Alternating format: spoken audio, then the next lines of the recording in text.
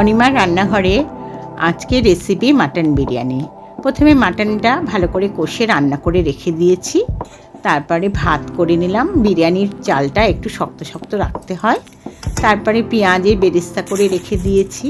তারপরে শুকনো খোলায় এলাচ, দারচিনি, লবঙ্গ, বড় এলাচ, স্টার আনিস, সাহা জিরে, সাহা মটর আর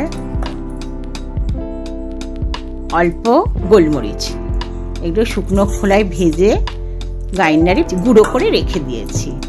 তারপরে ভাতটা হয়ে গেল। এবার একটা গামলাতে তেজপাতা ঘি দিয়ে সাজিয়ে নিলাম, নিয়ে অল্প করে ভাতের লেয়ার দিলাম, তাতে মাংস আলু সাজিয়ে দিলাম।